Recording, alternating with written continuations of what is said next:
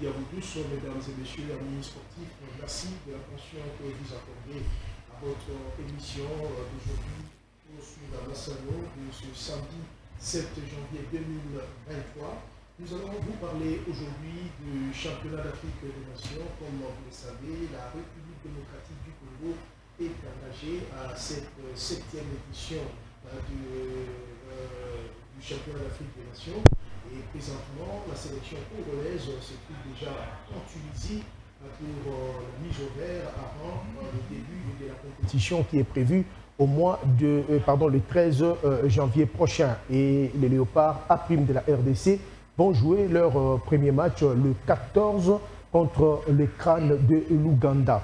Mais il sera question également dans cette émission de faire le bilan de l'année 2022 avec nos invités qui sont sur ce plateau. Ensemble, nous allons essayer d'analyser la manière dont le sport en général s'est comporté en République démocratique du Congo et à travers des compétitions nationales, des compétitions internationales et même au niveau de la gestion des instances qui dirigent les disciplines sportives au niveau de la République démocratique du Congo. Alors, je ne suis pas seul sur ce plateau, je suis accompagné de Maître Baïgon. Il est le président de la fédération de MMA, une discipline de combat en République démocratique du Congo. C'est lui, donc, le patron de cette discipline ici en RDC. Bonjour, Maître Baïgon. Bonjour, monsieur le journaliste.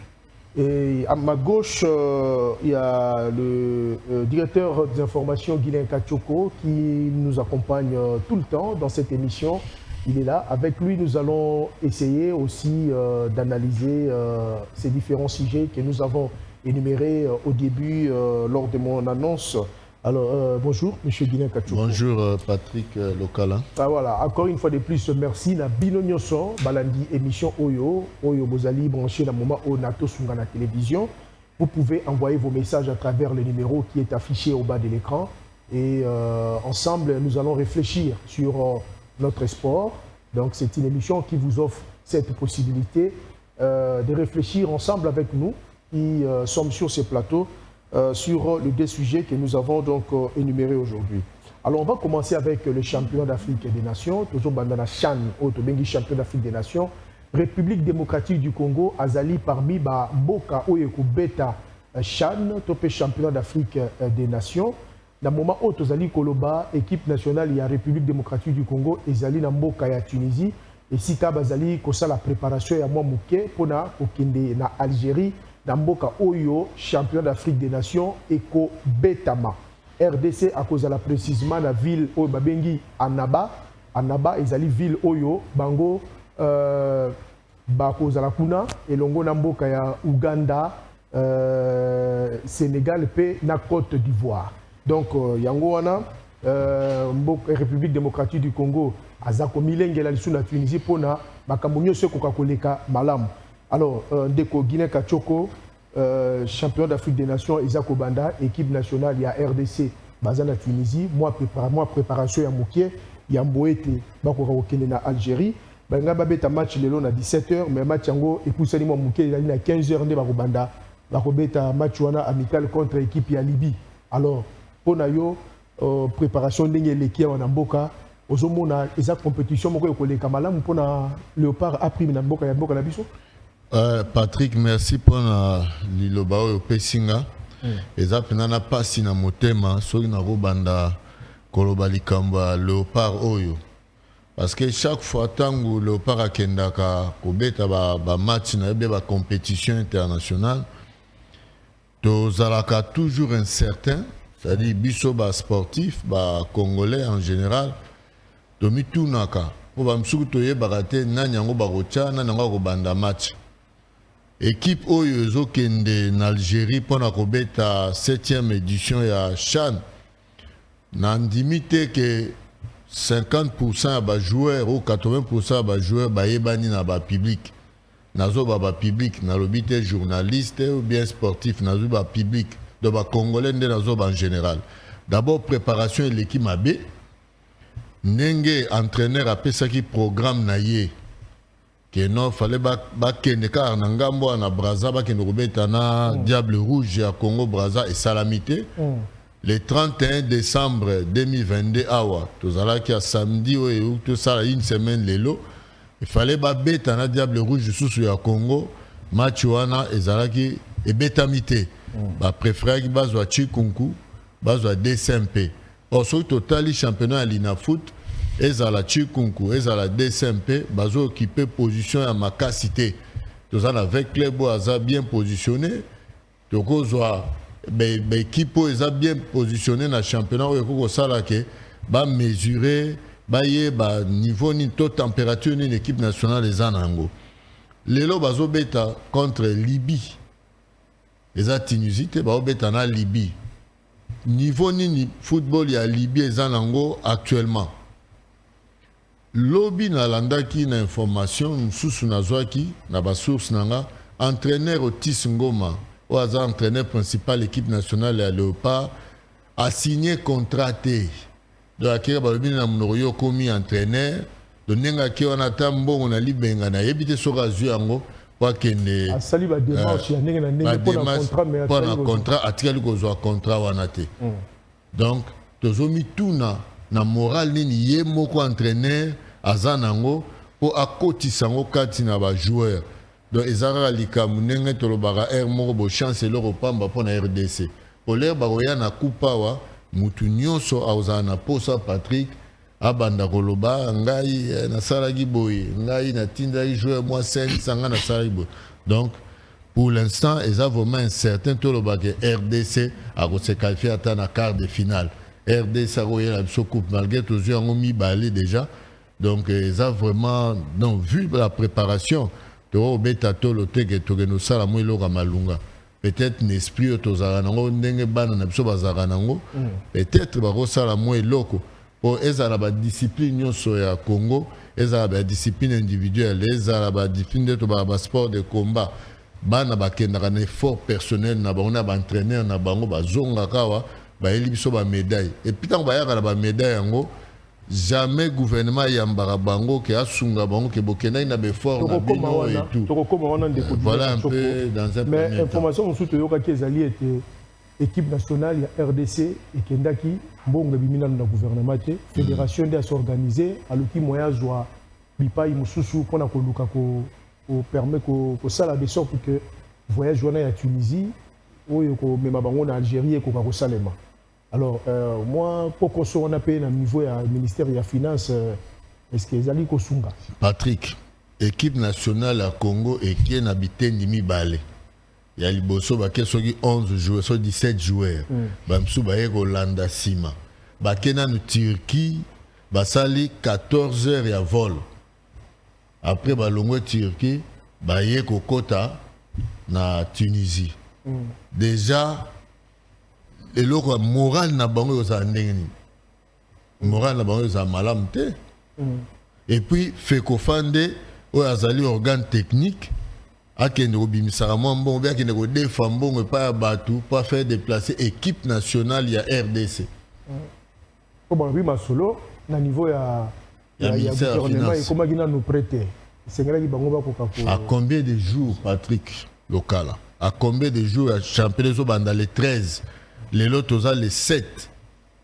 Donc, après près 5-6 jours que compétition est banda. Et puis les matchs au bando beta, to bando finga banana. Ah, beta en équipe nin. Alors que la condition oyo. Bango ba voisin, ba plus bango za malade. Alors Tokolanda José Tumba, oazali team manager ya équipe nationale ya Chan. Alobeli lolenge bakomaki na mboka ya Tunisie na ndenge bazali loger pona ye bazali loger penza na ba condition o ya malamu penza makasi et azoko kanisa ete eloko ya malamu koyi ko salama contrairement na ndenge ndeko Guinée Kachoko outi koloba awa na plateau tolanda ye. Par rapport aux conditions de voyage, nous avions le coach Otis et moi voyagé par Air France en passant par Paris afin de venir préparer les petits détails nécessaires pour un bon accueil du gros de la troupe. Donc le gros de la troupe est arrivé plus tard dans la journée et nous sommes dans un hôtel, à l'hôtel Sheraton notamment. On est dans des très très bonnes conditions au niveau du logement, vraiment c'est le haut standing. On est dans des très bonnes conditions. Par rapport au programme, il y aura une séance d'entraînement. Aujourd'hui, il y aura de la muscule et une causerie, parce que n'oubliez pas que là maintenant on entame la dernière phase avant le CHAN. Donc il y aura une causerie morale avec tous les joueurs et tout le staff, une petite réunion de mise en place, comme on pourrait l'appeler. Et je confirme aussi à la population congolaise et à tous les sportifs que nous jouerons le 7 janvier contre la Libye à 17h. La Libye d'ailleurs qu'on a trouvé aussi dans cet hôtel. Et voilà, dans un premier temps, c'est ce qui est préparé. J'aimerais lancer un appel au peuple congolais. J'aimerais lancer un appel d'union. Parce que qu'on ne se voile pas la face, on a une guerre à l'Est, on a besoin de penser cette plaie, bien qu'elle est tellement béante qu'elle ne pourra pas guérir, mais au moins tant peu soit-il qu'on puisse donner un peu du baume au cœur à notre population, surtout à ceux de l'Est. Nous nous battrons pour avoir cette coupe, parce qu'on n'a qu'un seul pays. Nous nous battrons pour avoir cette coupe parce qu'on a beaucoup perdu à l'Est. Notre sang doit crier et notre sang doit être valorisé. Voilà le message que je voulais lancer à notre population. Voilà, on est allé José Toumba, on est team manager, il y a équipe nationale, il y a Léopard Aprim, il y a République démocratique du Congo, Oyo Ezako Milenge Lapona, Obeta Chan, topé champion d'Afrique des Nations, Oyo Kobeta Mana Algérie. Mukolo ekobana mukolo ya le 13 janvier ya Mbula Oyo. Alors maître Baïgon nayebi ke yozali mingi na kati ya arts martiaux topé masano ya bitumba penza ya bibotu, mais ozali quand même congolais ndenge moko pe moto abetaka pe ndembo babengi football akoki pe ta mosusu kopesa mwa makanisi na lisano moko ezali ya bibotu topé ya makofi. Alors ozali congolais, équipe nationale ya RDC yango wana eza na Tunisie pona kobongama pona CHAN. Moi, je pense que la seule fédération qui prend l'argent de l'État régulièrement, c'est la fédération de football associée. Ils ne peuvent pas se plaindre. On n'a jamais audité cette fédération à ces jours. Et je pense que, tout en étant congolais et surtout sportif, moi je dis, ils ne doivent pas se plaindre. Ils ont tout, cette fédération-là.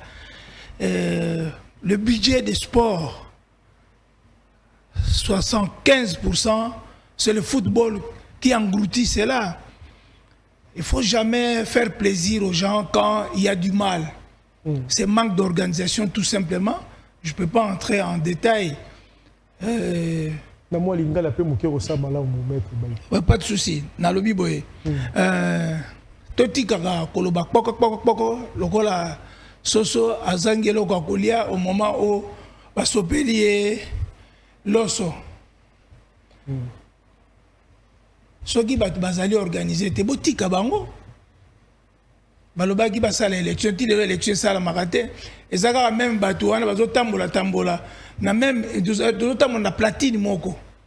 Platine moko na koloba sani moko ezako yungula. Donc soki ba autorité basala kaka boye ministère ya sport bakomisa ngo na katine na Uganda ezalaka ekoma eloko ya présidence parce que on souffre budget à sport discipline moko epesaka résultat te ezo damelar depuis encore baganya ba CHAN quand même baganya na neni ba final baza résultat neti ngai na fédération na ngai na 2022 nazana 2 champions du monde nazana nazokene na championnat du monde ya amateur ya MMA amateur bozolo baba bimisi mbongo na bango biso to bimisa kaka na l'état pesa biso mbongo te to bimisa kaka mbongo na biso bien que nazana agrément na bimisaka mbongo na ngai na biso comité na biso de bimisaka mbongo pour la jeunesse oyo ekende liboso bango bako se plaindre na eloko nini bango baba nano sala na élection peut-être bilongi oya sika bato ba oya sika ba oya na elengi mususu na fédération na bango donc na ngai koloba te oloko pesinga maloba ezaka mpona oyebisa bakonzi ya mboka balongola ministère ya sport et comme conseiller spécial chargé à sport et loisirs et jeunesse. Jeunesse, c'est comment déjà ministère? Ba gérer yango kuna, ba gérer yango. Ça parti ça lokola na loba bien privé à président de la République et qu'un des côtés wana parce que modèle obligé de vivre on dirait sport na mboko eza football. Non, eza football te. Il faut jeunesse oh tout ça, jeunesse oh kabwali. Batu sport de combat bazali, batu ya natation bazali, batu ya cyclisme bazali. Tozo koma kuna maître Baïgon Kalamingité.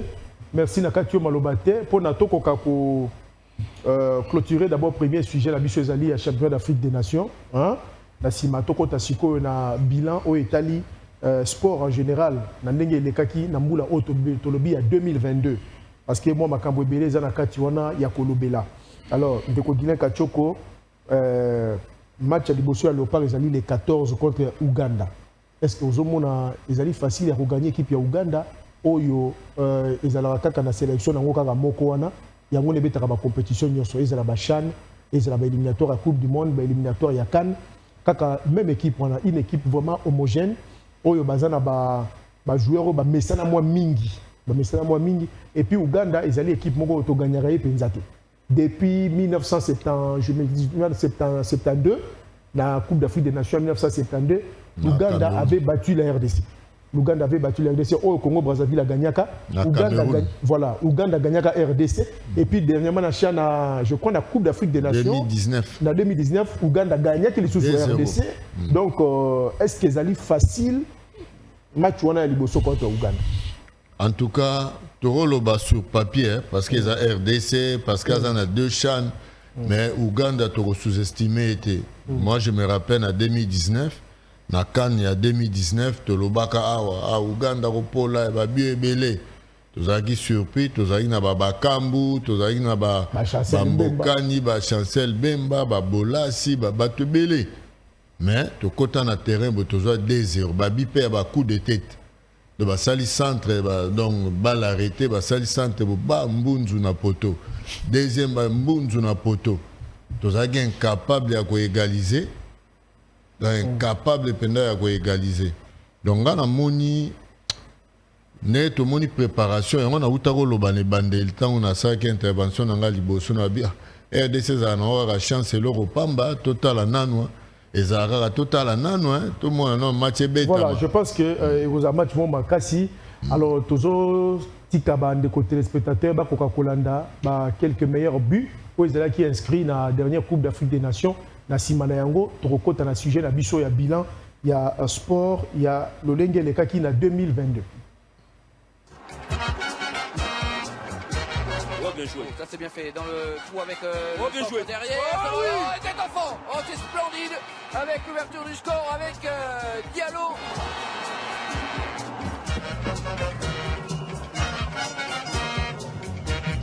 Attention à cette tête. Là, ce sera plus le cas, car le RDC prend l'avantage. Un but improbable.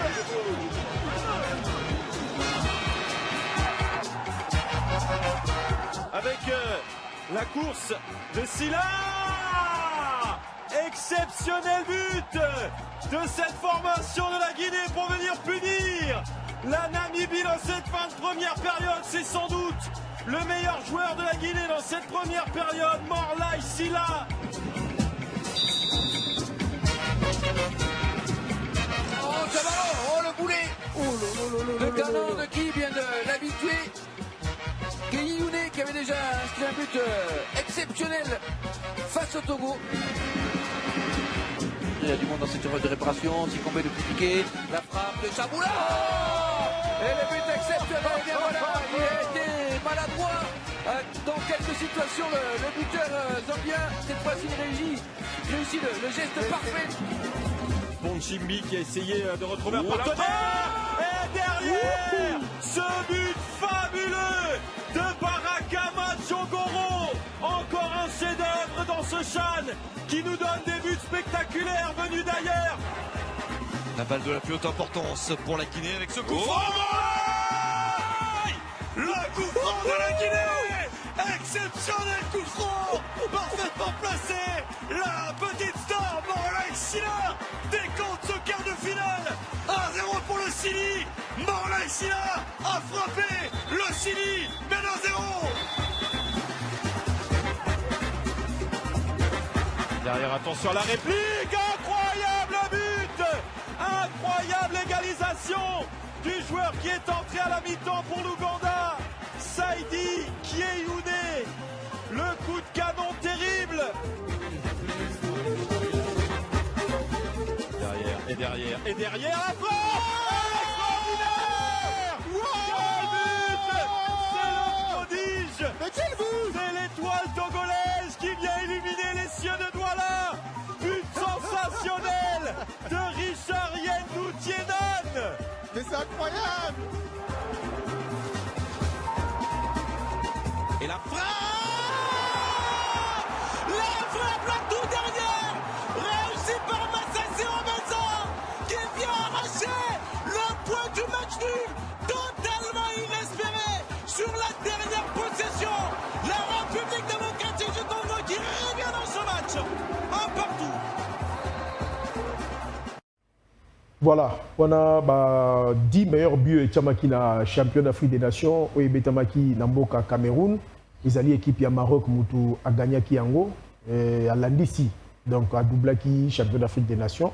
Et je l'accès qu'ils ont Mboka où ils allaient bien organisés, dans la structure Vanda, infrastructure, où il y a Malonga, où ils ont permettre de tambouissa Masano Ndenge Sengeli.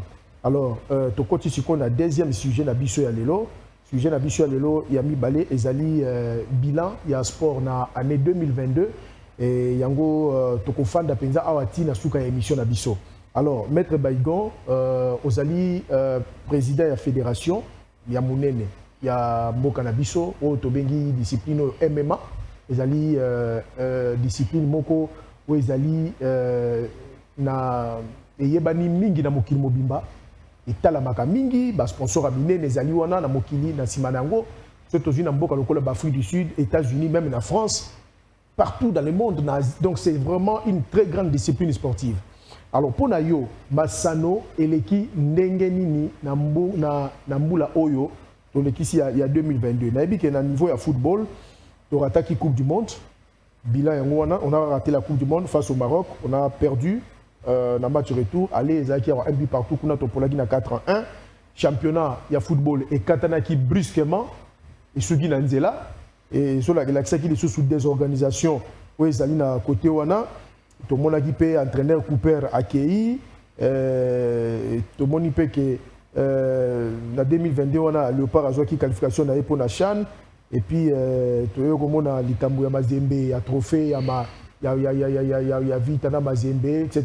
et sur qui vite ay ko trophée na ye et puis toké na Mazembe s'est fait ça qui est éliminé dans la Coupe d'Afrique des Nations, dans la compétition interclub ya CAF.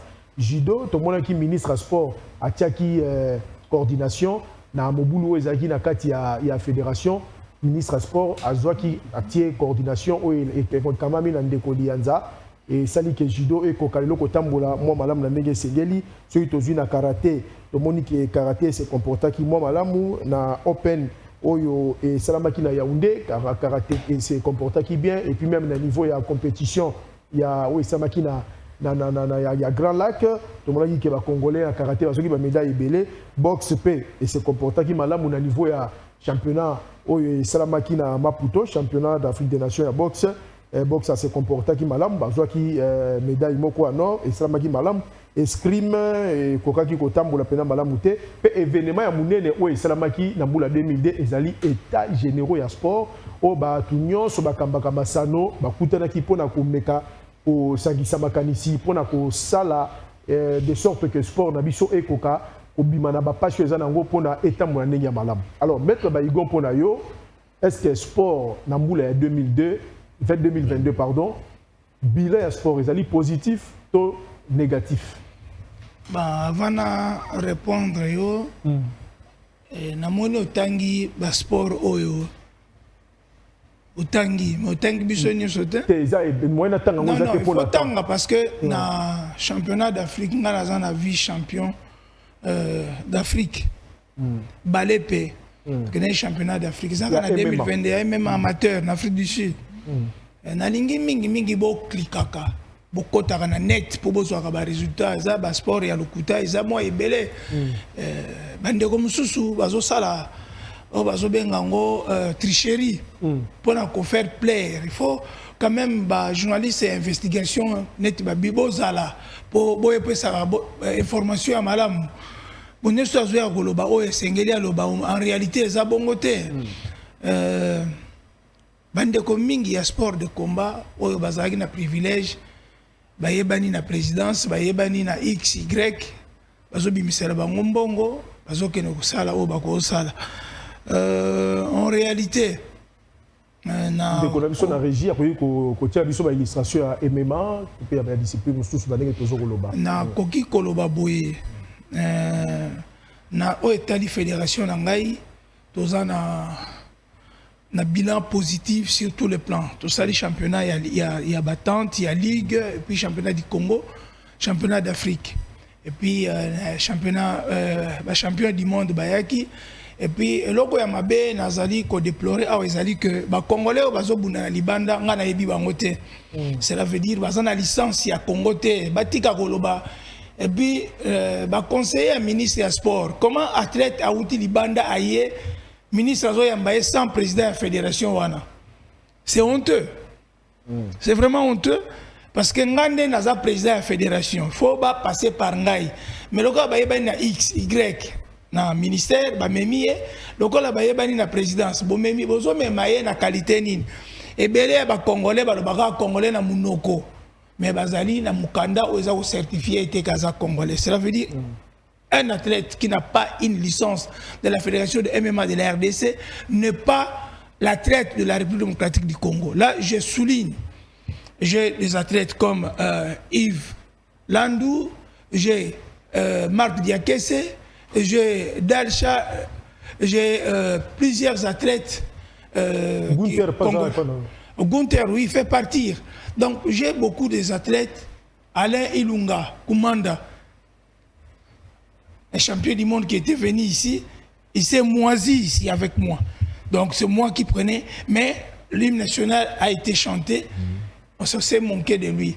Donc pas de souci, nous parlons du bilan. Moi je suis vraiment déçu de voir qu'en 2022, il y a eu plusieurs tricheries à tous les niveaux, sur le plan administratif, sur le plan politico-administratif et sur le plan technico-tactique. Cela veut dire quoi? On ne bénéficie pas. Nous avons le comité olympique avec nous. Mais dans le comité olympique, par exemple, vous verrez qu'on soutient que les disciplines qui sont olympiques. Non olympiques, c'est comme si vous êtes nulle part. Donc on ne vous considère pas. Ça, c'est un. De deux, vous avez parlé d'états généraux. Ça, ce n'était pas l'état général, c'est état d'amis. Où en est-on avec l'état général? Qui devait être en lieu place de X ou Y? Nani sengele gazala na état général. L'état général, seule ligue na ngaya lwala ba mute comment m'a commis et tikala. Bon memi ba pedi na bino confiance, ba tubaye na bango ba fanda na bango na ba pelouse, bazo ba ebok, bo état général. Non, il faut pas kama IGF na on tout na IGF. Est-ce que vous avez un numéro à l'engagement? Vraiment, IGF fait la macambo. Bon, le but état généraux, il y a un groupe d'amis. L'état généraux, un groupe d'amis de laisse-moi parler. Mais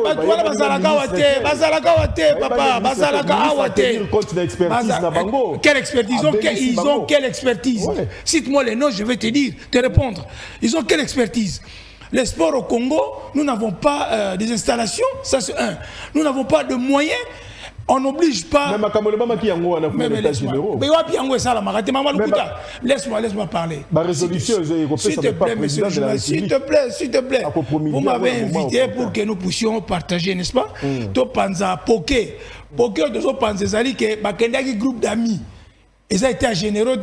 bapesa biso ba résolution wana to sala ki déjà na ministre nani Bakonga poni bozwaki ba note ka wana te to sala ki na nganda ba notala bo amande non likambo ezabo fallait bo benga batu bo damelar donc bino bozana privilège olia mbongo ya Congo biso to ko privilège olia mbongo ba pesa ki bango bongo pour organiser ba état généraux mettre ba organiser yango comment au moment de to sala état généraux na bi basi ba sala état généraux basalaka amendement et ça donc nenge parlement ezali pour le bino non tout ça parlement sika parlement ça tout ça parlement sika comment ça donc quelque part groupe d'amis ya ba escroc na ba venturier bazalaki na bango côté wana basala ba beti bord na bango pepele ba damelar ba fandi pepele mais nazo senga na président de la République a retiré ministère wana abaka yango atia conseiller spécial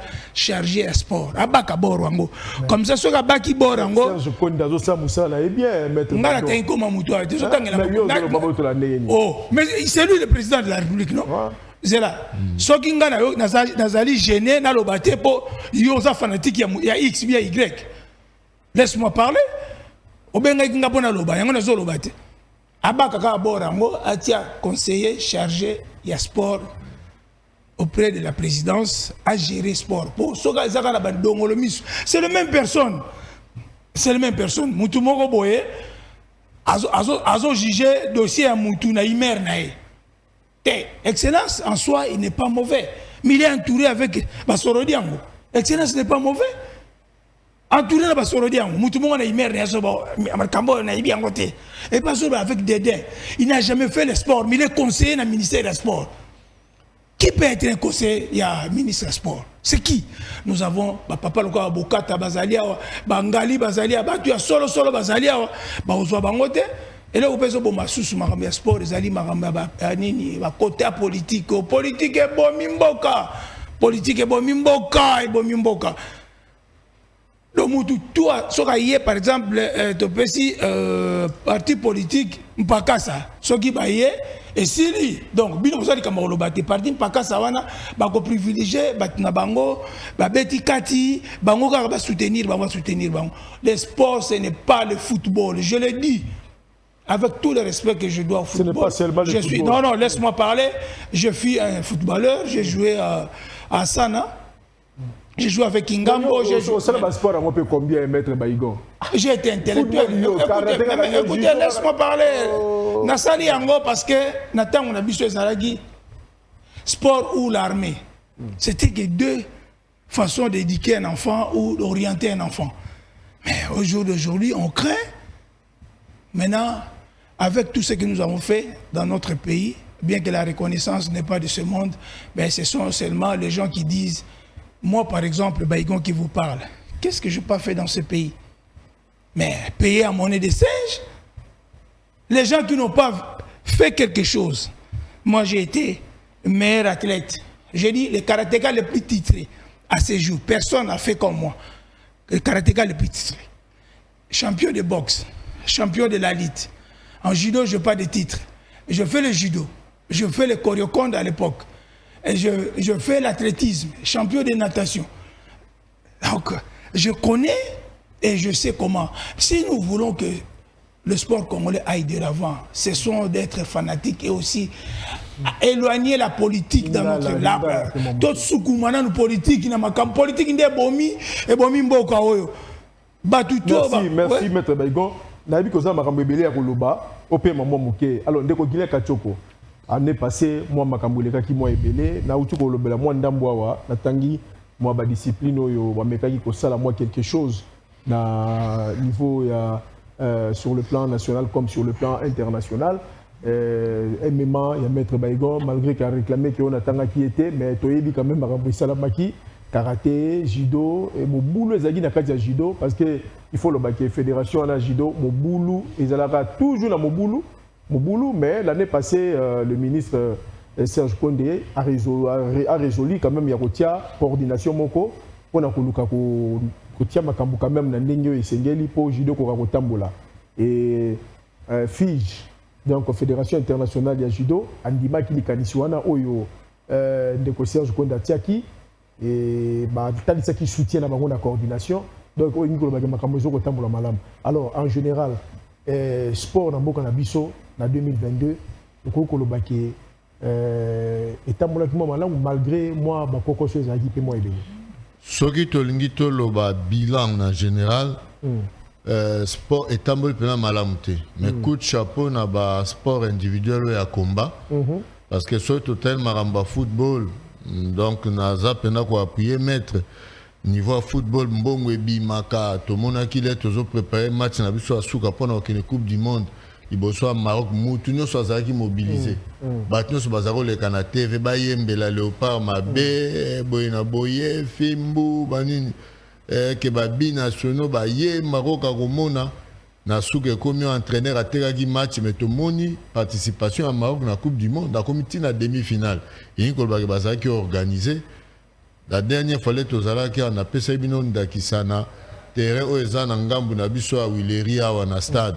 Balobaki lemba yazalaka gestionnaire ya stade abire et puis président de la fédération handball à lobby bazotonga palais des sports et a memaka kutu Vital Kamerhe na 2008.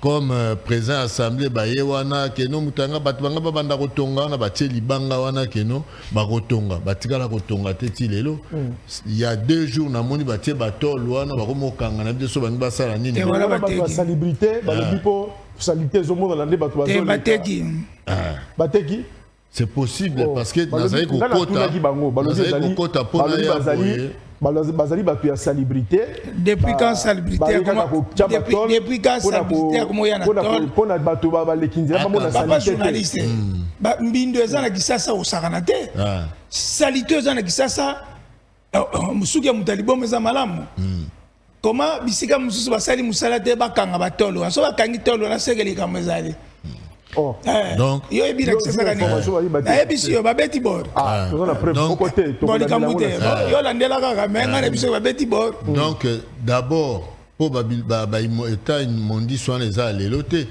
tala bangombe mati mbala moka 2 jours pas batie batol donc mutu nyonso ayebi ne Kinshasa tambolaka asabani eloko mozo ninga na wana donc même batolo bakangaki Patrick na ngambu ya triomphal wana ti lelo tozo batina nango te donc naika na lobake tout autour à stade to voyager pe moi mingi et puis eloko mususu nangina beta c'était mettre à lobby en memuke na ba fédération na ba ministère likamba ba parti politique mutu mo aibi ata sporté aibi ata ne ba tout arabal était aibi ata ne ba kangaka chuki te aibi ne ba beta ta prise ministère provincial ya sport na Katanga na zoka moyo pona nino zolo baka kombo ya Serge Konde Serge Konde makambo azana rien azaka na entourage ya mabe je vais expliquer bien Serge Konde c'est un bon ministre mais il a que des gens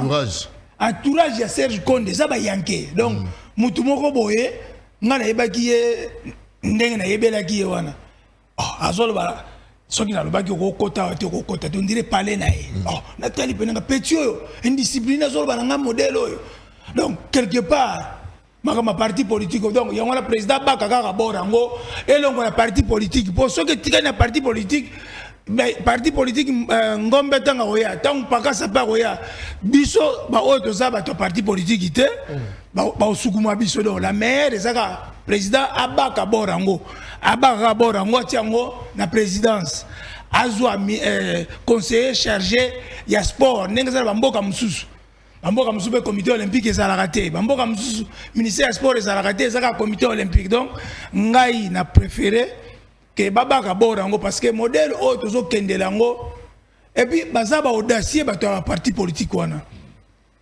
baza ko oser ton mais parce que c'est la présidente de la République makambo jeunesse oyo ya Congo il faut la soutenir.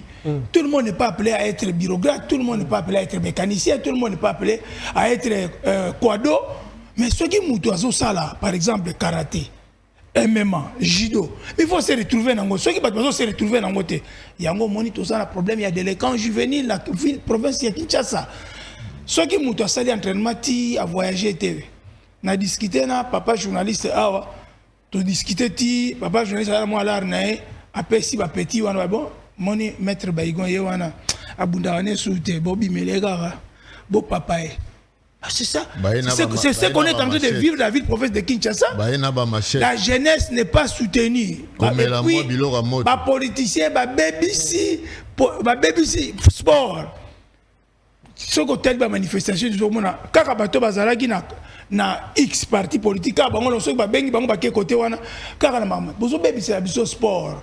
Bozo baby c'est biso jeunesse. Botika ba oyo bazali. Olobi moi mingi. Merci mingi na ngo olobi.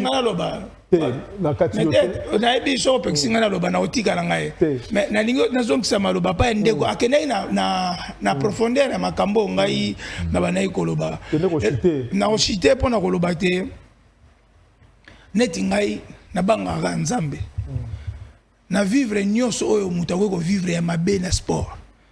Batielinga poison, ba maladie ya kuboka babokeli, ya koluka koboma baluki esimbite. To kolemba bino te pour ça banzambe te. Mais sport oyo il faut que le président de la République abaka borango pour tous être tranquille. Pour ceux qui sont au parti politique X, Y, il y a un monde qui sport. Talanet ici, batulokola et à Bandeko, Boteng, Bakomo, Bangwa, Bazolo, Mbongo, Bango, donc 75% du budget sport est lié à la discipline Moko. Et puis, vous soutenir en gros, vous allez non, vous n'avez pas besoin d'un hôtel ou un bangoté. Et ça va libyen moutou ba fouter li bango. Oui, ça va libyen. Est-ce que vous allez pas ça bolimi va de l'autre côté. Hôtel wana ezali bakenda munda. Bakel ba voyager ndamunda. Na biso kutu batozanga mbongo. Tokendaka c'est l'état congolais qui va payer. Et minito l'état kingo mebimite. Kingo mebimite bango zu kingo. Donc bongo na makamwana nyongo ezala te. Oh papa na ngai nano sala makamwana te ngana za organisateur na kendaka mingi. Nazo kende pe championnat du monde en Serbie. Le grand problème ezali que il faut noko wana ya IGF aya na sport akwata banoko po ce sont les orgueilleux et puis parce que respect na baduté bango ba fakola balar mais bazana ba orgueil moko boye po ba yebani na X ba na Y. Et puis qui peut être un ministre dans notre pays? C'est ça aussi, ça pose problème. Qui peut être un ministre? Nani a kozala ministre na mboka oyo. Mais bino obana oloba il faut pas biso tolobaki place. Non mais tolobaki na place na Amos Mbayo ayaki pardon natangi kongo ya ministre natangi kongo mais voilà bozwa tango Mobutu lelo soki mutu akomi ministre babi alongi na ye bazosepela ndenge aoyiba kala yaki so mutu akomi ministre bato bazobanga babengi sango basali messe ya action de grâce kolo asunga mutu oyo asala mosala ndenge elongo bani. Est-ce que tokoki kokola kaka olingolo bakeba bayaka ba ministre bayaka na milimo mabe ya usakana te mutu azoba olongi na likamuni po ba commission ministre olongi na likamuni donc ba sopele poudre na mutu po akofakola la. Alors tokomo na suka chité maître Baïgon sikoyo pour l'année 2023 yo lingi makambo itamola ndenge ni na 2023 kaka président abaka abord wana eloko lingolo so que président abaka na été lokola ba quota politique en tout to lembi yango ezo sala pe loko te bozo lokota mutu vraiment azali incapable botier ministre ya transport botier ministre ya budget botier ministre ya finance pour nga ko kama bena mutu alamuki na ba propre grain na ay sa muninga ne ministre ke yo ozali kondate et ça le makana Congo biso to za ministre yanke moko telemeli muninga na bana moni ngoza yo ozasu ya l'arte kingo mososo ke koki non premier ministre azali conseil des ministres azali. Donc bref, et là on a roloba pendant chité na loba sous des team émission ici là. Ils ont dit que on doit respecter les gens qui sont en train de bosser dans ces pays. Il y a même pas bino ba journaliste. Bonjour ça la semblant il y a koloba muto fédération oyo za meilleure fédération année oyo pour bazalaki na des champions du monde pour bazalaki bo kota na net ité ba fédération ça la carrière au monde bango ba fani kena na kidiba babaki diplôme moko to pesi président de la fédération XY meilleur président pour pesa kabino ba $100 meilleur président pour biso loka to pesa ba 1000 francs ba 2000 francs to ba faux président problème exact mais meilleur poto kende liboso bosunga ba fédération agréée par l'état congolais oh l'état congolais zo reconnaître bon personne à 4 fédérations pas moyo on est à théâtre on est 4 fédérations non na baksa moi muke na tia moi vitamine muke ya zanani po aloba na batuke 4 fédérations mutu wana zanani pour d'interrogation asala kana président Amandefu donc quelque part le président Zana Batoumabe pas naé ministre mon convoqué moninga naé ministre depuis quand il salama wapi décision et zoami na conseil batia 12 et habité 4 donc ça faut comprendre que mutu wana sala na mutamandefu Batoumandefu bazaka batu encore donc pona bango bazomona ka que non bazo renyeti lelo donc na sukisi pona koloba ete na ebike maloba nanga swebino eswara bandakala et pas na biso balobaka soki moninga tie musabi moko na lisu tie mibale pour la tirer koza mobali tous les sportifs congolais nous devons nous révolter parce que on ne peut pas aller trop bas ba finir ça groupe il y a les 12 apôtres tout d'abord les 12 apôtres wana ils ont la fédération moko ils ont la ligue mais ba pesa bango mbongo la ligue asa na ligue asa la championnat national asa le côté mais na 12 apôtres azali les 12 apôtres zaka bato wana so tangi ba komona oyo tanga ikombo na yo wana tangi bango wana kaka est-ce que to yako tika les 12 apôtres ou bien ministère ya sport bo comme ça ministère ya football ou bien ministre wana nani ministère wana président Bakaka Borango. Merci maître Baïgo. Alors, nous avons donc c'est vrai que Bakamota Molegi Penza Malamouté. Alors en 2023, qu'est-ce que vous proposez pour que un sport nabiso et koka coréonné na ndenge ya malamu? Et loko aliboso za organisation. Na installation. C'est-à-dire ataba mboka mso mike za pembeni ya RDC au mona bana gymnase, bazana basalo ba sport ezo bundama. Tokoza na ba saison de plumbu les obeta mais ba sport na so zakaka.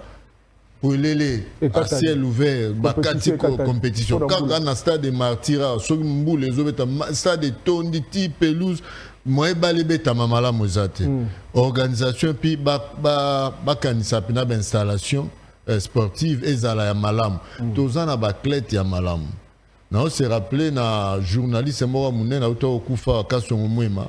Asa ça séminaire moko na ba 2003 lobby bino ba journaliste congolais. Bozo sala musala makasi mais ba condition bo sala ngo za difficile kwanga muke ba futa mbongo muke mais bozo produire lokola ba journaliste ba zaneti ya RFI bien nini azo mbongo ebele mais musala azo forcer na été nyangina lobani na 2023 batia organisation à malam et puis ba élection na ba fédération neti to beta c'était na fédération à football.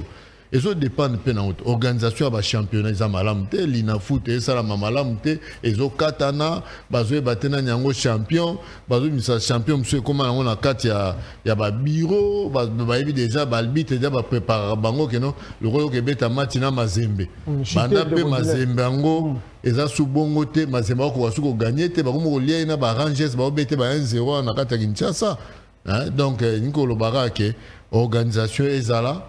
Et puis batia ba moyenga likambu ya kopona ba fédération nazala ngo contre. Ouais. Parce que toloba peto kende 2022 yango ba sport de combat de memi ba médaille belé na Congo. Et puis ba kenda tantôt na be fort na ba moko. Ba luki ba mbongo na bango médaille liboso ministre alata za médaille na ngai ya MMA to la tia médaille. Uti Cameroun to la tia médaille. Donc comment ministre tant comme la fédération à Liboso elle a ministre et sport médaille la fédération nangai mais yo kana simanango ba conseiller wana ka conseiller moko wana ka to uti komona ba victoire ba kom ba uti ko la biso ba médaille ba utaki Égypte to moni ya karaté ya MMA to moni abimi champion na drapeau à Congo a bela ye a wasali tourner to wasi ku ministre ko yambaye a pompi lunga mais Aza pinangonga osoko tuni mette Baïgo aza président et aza wa pisiko azonga kubi azaka na Congo. De azongi akobunda le 27 janvier na Russie. Eza que to kumisi nzambe po nyoso biso zelaki to zwa kite et pas autorité na biso mais en 2022 nenge tozoloba awa monsieur le journaliste ba sala remaniement 2023 2023 ba sala remaniement ba bongisa oya salaki bilan ezaki malamu batika ye a continuer musala oya bilan ezaki ya madusu ba dinise na madusu ba zipa lidusu wana et puis likambo ya bino bandeko na biso ba journaliste bolo ba rappeler vérité po bino bokomi ba fanatique ya ba président ba fédération ya ba ministre ata muto asali ne lokote bino bolobi ata muto asali lokote bino bolobi pona nini bino pe ba journaliste bo sunga biso nanu et puis ceux qui championnat ezali ka te ceux qui oyo kotala championnat na biso président Bounima Mouké. Je ne fais pas passer les images. Non. Bon, na remercier bino ba journaliste pour soutenir Kingai Kobanda janvier pour biso championnat ni saison sportive fungomaka janvier kangiti na décembre. Merci na bino bato bozana ba chaîne bozo permettre que sport et le bamaka bola kisaka biso. Mais là, quand on a bien motu ezali bino bato bozana ba chaîne bo futaka ba journaliste na bino bien bo pesa rapé